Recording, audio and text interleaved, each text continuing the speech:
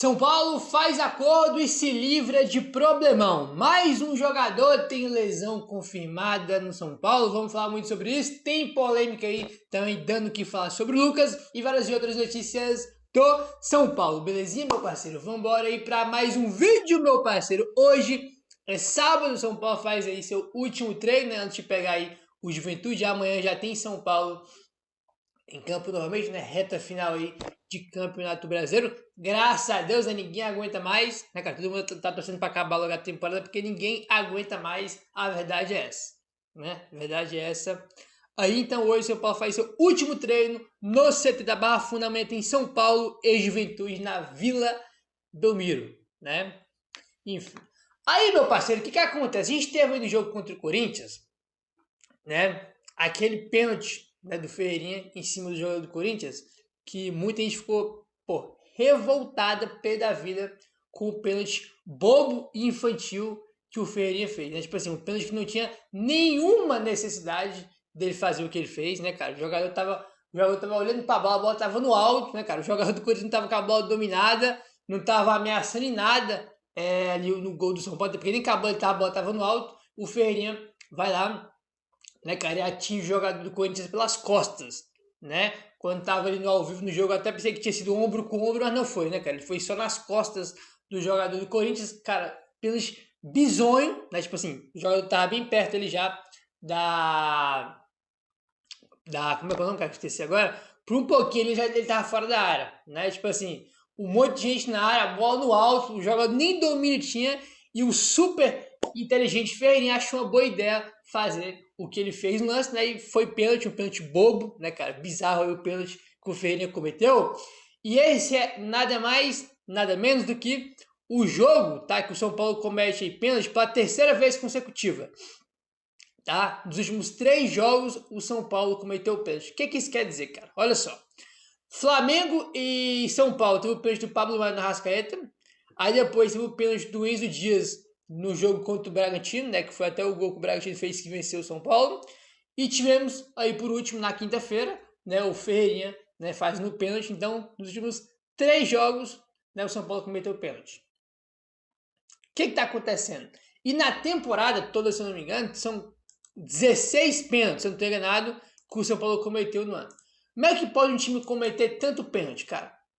Tipo assim, tanto pênalti. E sabe o que é o pior? Não foi que, nossa, o cara ia sair na cara do gol, aí tinha que fazer a falta, senão ia tomar o gol. Não foi isso que aconteceu, né, cara? O pênalti do Pablo Maia. Eu não achei que foi pênalti do Pablo Maia na Arrascaeta, só que ele chega todo desengonçado. Eu não acho que ele foi imprudente, mas não acho que aquela imprudência é o suficiente para marcar o pênalti, tá? Pênalti se chama penalidade máxima, né? Que no Brasil existe a penalidade mínima, né? Qualquer coisinha os caras já marcam, né? Então eu não acho que foi pênalti, mas ele chegou todo desengonçado na bola. Né? O lance logo após a gente ter feito gol com o Luciano. O lance dos dias também, um pênalti muito infantil, né? No cruzamento na área, ele, encosta no jogador do Bragantino. Lá também tenho minhas dúvidas se foi pênalti, mas foi pelo menos imprudente no lance, o Enzo Dias foi. E o pênalti do Ferreirinha, cara, é uma palhaçada assim tamanho, né? Tipo assim, um lance, né, que é um tipo de pênalti, aquele pênalti burro, né? A palavra é essa, né? O pênalti é aquele tipo de pênalti burro, porque não tinha nenhuma explicação pro Ferreirinha fazer o que ele fez. O time com 1 milhão de desfalques, né, cara? O Crespo aí, né, irmão? Montando o que sobrou aí do time do São Paulo, já que tá todo mundo machucado, né, cara? São Paulo todo remendado aí, com 1 milhão de desfalques. A gente nem joga mais em casa por conta desse acordo aí de show que o São Paulo fez, tem que jogar na Vila Belmiro. 1 milhão de problemas. Aí o Ferreirinha vai lá e faz o que faz no jogo contra o Corinthians, cara. Parece que é muito fora da realidade, displicência, falta de concentração, né? Isso vale, que eu tô falando, pros 3 pênaltis, né? Ferreirinha, Enzo Dias e Pablo Maia. É quando o Ferreirinha, irmão, é absurdo, né, cara? É o pênalti dele. Ele é muito bizarro. Tipo assim, assustador. E o terceiro jogo seguido que o São Paulo aí comete pênalti. E os 3 foram fundamentais pro resultado, né, cara? Foi 2-2 o jogo contra o Flamengo, né, cara? Se ele não faz aquele pênalti lá, né, a gente já tava vencendo por 1-0, a gente não sabe o que vai acontecer depois, né?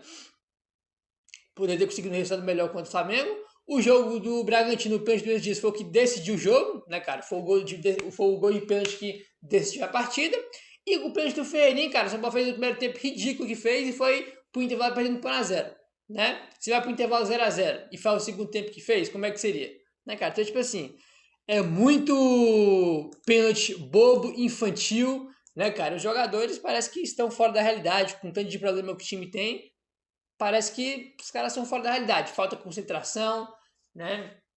Desligados, né, cara? Assim, é realmente lamentável. Esse pênalti do Ferreirinha, cara, olha, esse pênalti aí foi um dos pênaltis mais bizonhos que eu já vi um jogador fazer. Sem sentido nenhum. Aí no jogo contra o Corinthians, quem entrou e meteu o golzinho do São Paulo, o único gol do São Paulo no jogo foi o Tapia, né? O Tapia fez gol aí. E tem aqui um bastidor que o Gabriel Sá traz, muito bacana pelo lado do Tapia, rapaziada. Olha só, o gol de Gonzalo Tapia, no clássico desta quinta-feira, teve um roteiro tão longo quanto o percurso que o atacante percorreu para chegar na Neoquímica Arena. Após defender a seleção chilena durante a data FIFA, o atacante do São Paulo encarou uma verdadeira maratona aérea de 17 horas de voo para encarar o Corinthians, passando por 3 continentes e chegando à capital paulista poucas horas antes de entrar em campo. Cara, isso aqui é muito curioso, muito curioso. Olha só, a missão começou em Sochi, na Rússia, tá? Após jogar 28 minutos na vitória do Chile contra o Peru na tarde da terça-feira. O Tapia iniciou uma sequência exaustiva de conexões, tá? Ele estava na Rússia, né, em Sochi, onde o Chile jogou com o Peru, tá? Olha só, ele estava em Sochi, ele foi para Istambul, 2 horas e 15 de voo. Aí, em Istambul, onde ele chega, ele vai para Madrid, né? Aí dá 4 horas e 15 de voo. De Madrid, ele vem para São Paulo, né? Que dá 10 horas e meia de voo. Somados, os trechos chegaram a 17 horas de voo, sem contar o desgaste das esperas nos aeroportos, trâmites de imigração, deslocamentos internos e o impacto do fuso horário.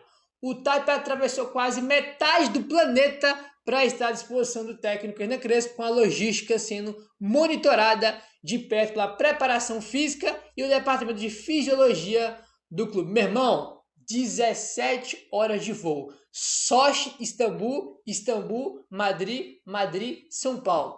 Foi aí, né, a viagem absurdamente longa do Tapia para esse jogo, né? A chegada ao Brasil foi apertada. O atacante desembarcou na manhã, tá, da quinta-feira e seguiu direto para a concentração na Barra Funda. Houve uma avaliação médica e física para decidir se ele teria condição de atuar. E a minutagem foi definida pela comissão técnica. O cara chegou, mano, no dia do jogo, velho. 17 horas de voo e chegou no dia do jogo de manhã. Tava todo mundo concentrado já pro jogo. Na quinta-feira, dia do jogo, o cara chegou, irmão. Uma viagem de 17 horas no dia do jogo, né?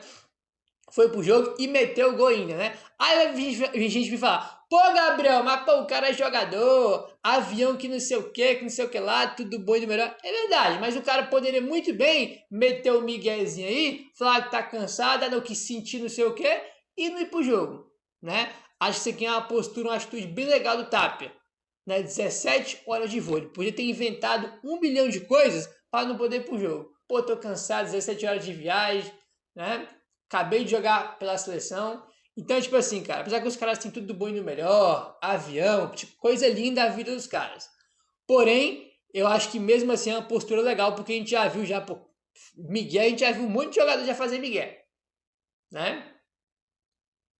Inclusive, né, o Memphis Depay que fez gol no São Paulo, né, infelizmente no último jogo, ele é muito criticado lá por conta disso, por conta dos Miguel que ele dá pro cara de seleção, né? Então acho que é um ponto bem bacana aí do Tapia. Internamente, a diretoria e a comissão técnica elogiaram a postura de Tapia, destacando que o chileno demonstrou entrega e profissionalismo em um cenário extremamente desgastante, né, cara? Então, muito bacana aí, né, cara, o comprometimento, né, do Tapia, como foi, o cara poderia meter Miguel, inventar um monte de coisa, mas foi lá, 17 horas de viagem, foi pro jogo, chegou em São Paulo no dia do jogo, foi pro jogo e meteu o gol aí, né, cara? Por muito pouco o São Paulo não consegue um resultado melhor, né? Aí ia passar muito pelo Tapia que fez o gol ali no segundo tempo. Não sou o maior fã do mundo do Tapia, até falei aqui no outro vídeo que o São Paulo não devia comprar ele, né, pelos valores aí que está estipulado no contrato, mas é um tipo de jogador que vem ajudando muita gente, faz seus gols, né, e vem deixando muito claro que ele é muito oportunista, né, tipo assim, o cara parece estar no momento certo, na hora certa, a todo momento, né, fez gol contra o Corinthians, fez gol contra o Palmeiras, né, e vem ajudando muito aí o São Paulo, é um jogador super útil aí para o time do São Paulo, né. Enfim, informação que trouxe foi o UOL, tá? Bastidores interessantes aí que trouxe o UOL, tá bom? Aí, rapaziada, vamos seguindo aqui agora e aquele negócio, né, cara? Mais jogador machucado no São Paulo. Eu quero saber qual é a novidade, né? Tá aí, ó. Mais uma baixa no São Paulo. Exame detecta lesão no quadril de Rafael Tolói. O zagueiro iniciou a fisioterapia no Refis e vai desfalcar o São Paulo contra o Juventude neste domingo na Vila Belmiro. O jogador foi substituído com dores na coxa esquerda aos 19 minutos da segunda etapa do clássico contra o Corinthians, tá? Cara, lesão, né, no quadril confirmada, já fez fisioterapia, né, tratamento no Refis, começou ontem, na sexta-feira. E, cara, simplesmente assustador o que acontece em São Paulo. Olha só a quantidade de jogos que o Tolói jogou no ano. Contratado nessa temporada, o Tolói entrou em campo apenas 4 vezes com a camisa de São Paulo. Ele se recuperou recentemente de uma lesão na coxa esquerda. Cara, o cara se machucou no jogo contra o Ceará, que foi o jogo seguinte, né, do São Paulo, após a eliminação para a LDU. Aí tem um jogo contra o Ceará, ele começa jogando. Aí você acha, com 10 minutos, 15 minutos, né, antes de começar o jogo, não, antes de começar o jogo não, com 10, 15 minutos de jogo, ele se machuca, né? Aí ele fica fora. Aí ele se recuperou, ficou uns 2 jogos ali no banco de reservas, né, cara? Acho que foi contra o Bragantino, contra o Flamengo ele ficou no banco, né? Não jogou, né? Até então, o último jogo dele tinha sido aquele contra o Ceará, que foi que ele se machucou. Aí, dentro do jogo contra o Ceará, ele só foi jogar quinta contra o Corinthians. E ele se machucou. Então, ele se lesionou no quadril. Então, nos últimos 2 jogos, o Tolói se machucou. Contra o Corinthians e contra o Ceará. Então, ele tem 4 jogos na temporada. 4 jogos na temporada e 2 lesões. Né? Tipo assim, jogou muito pouco, se machucou 2 vezes. Aí, cara, tem 2 pontos aqui. É aquela questão do São Paulo, todo mundo se machucar no São Paulo. Ninguém sabe que praga é essa que todo mundo se machuca. Né, o que os caras fazem no CT, os caras brigam, os caras se matam, lá dentro ninguém sabe o que acontece. Né? Preparação física que machuca os jogadores é uma possibilidade. Né?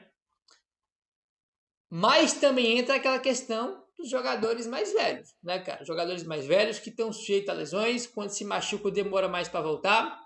Né? O Crespo falou muito isso aí na coletiva depois do último jogo contra o Corinthians, né, de ter jogador com saúde que aguenta jogar 60, 70 jogos na temporada, e o São Paulo esse ano só trouxe jogador com mais de 30 anos. Não vou lembrar agora todos os reforços do São Paulo no ano, mas 90% foi com mais de 30 anos. Tolói tem 37, 38, Rigoni, Dineno, Oscar, Wendel, né?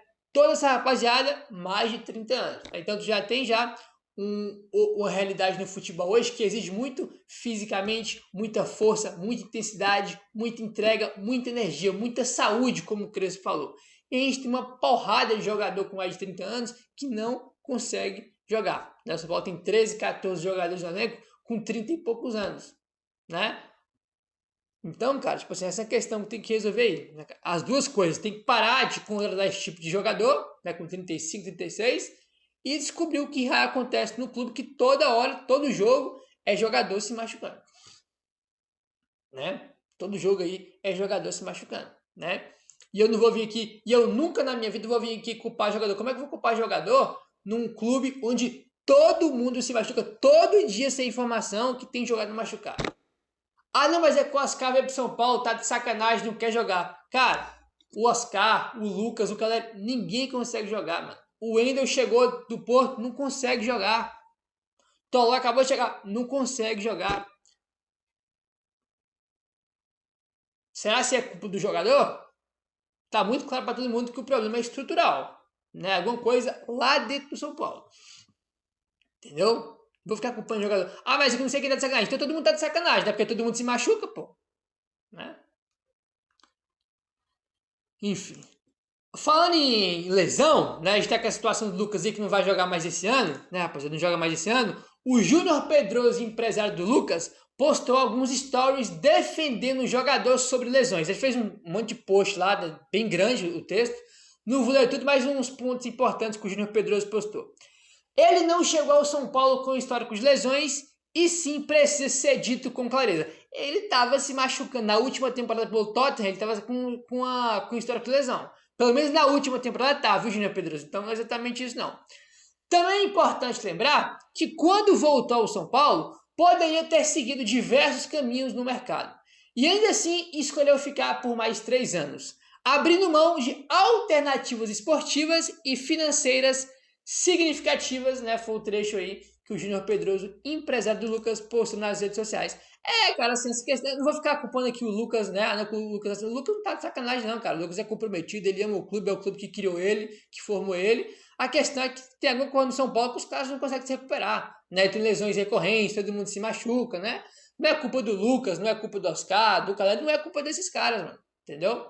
Ninguém lá tá de sacanagem. Pelo menos não os jogadores. Porque se tiver, tá todo mundo de sacanagem, porque todo mundo se machuca. Né? Essa é a questão. Né? Formação do UOL. São Paulo fez um acordo com STJD após denúncias por cantos homofóbicos de torcedores em clássico contra o Corinthians, o clássico do primeiro turno, aquele 2-0. Para não ser julgado, o São Paulo acertou uma transação disciplinar no valor de R$100 mil. Em nota, o São Paulo reforçou que manifestações discriminatórias não representam os valores de seus torcedores e da instituição. O São Paulo fez um acordo para não ter o julgamento. Vou pagar 100 mil aqui e não tem julgamento. São Paulo fez esse acordo aí para não correr risco de pegar gancho, punição, né, aí de mando de campo. Meu querido, se inscreve no canal, deixa o like, valeu, tamo junto e saudações tricolores.